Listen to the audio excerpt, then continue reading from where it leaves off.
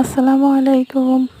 আমাদের গাছের ঝড়ে আমগুলো সব পড়ে যাচ্ছে একদম, মানে এমনিতেই অল্প আসছে, তারপরে আবার পরে পরে একদম শেষ হয়ে যাচ্ছে আমগুলা।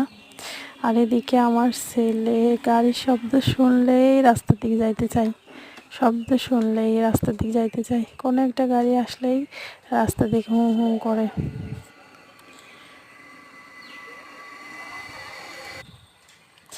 এই গাছটায় কাঁঠাল আসে নাই বেশি, কারণ গতবার সব ডালগুলো কেটে দিছিল গাছটা কাটার জন্য, তা কাটা হয়েছিল না।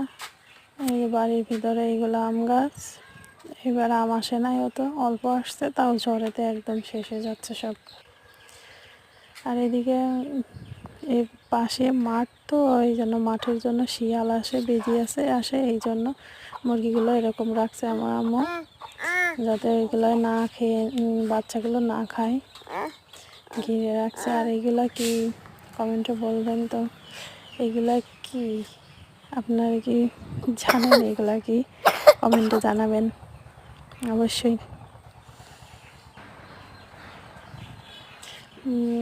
লিচু গাছে এবার এত লিচু আসে নাই, অল্প লিচু আসছে এবার।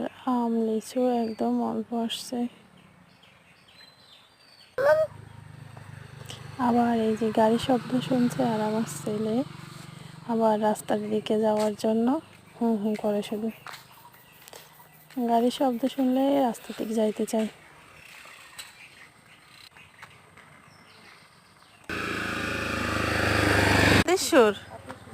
এই আর গাছ খালি এগুলা কি কি হয়? গাছ সব কমেন্টে জানাবেন। এগুলা শুনেছি অনেক ধরনের ওষুধ হয় এইগুলা দিয়ে। এগুলো আমরা হাতির সুর গাছ বলতাম। আর এই যে এগুলা ক্লিপ বলতাম আমরা ছোটকালে, আমরা এইগুলা মাথায় লাগাইতাম, মাথায় লাগাইয়ে আটকে যাইতো, তারপরে চুল ছিঁড়ে ছিঁড়ে যাইতো। এইখানে এই কাঁঠাল গাছ, এই গাছটাই অনেক কাঁঠাল আসছে, গাছটা ভালো কাঁঠাল আসছে। 100 টাকা।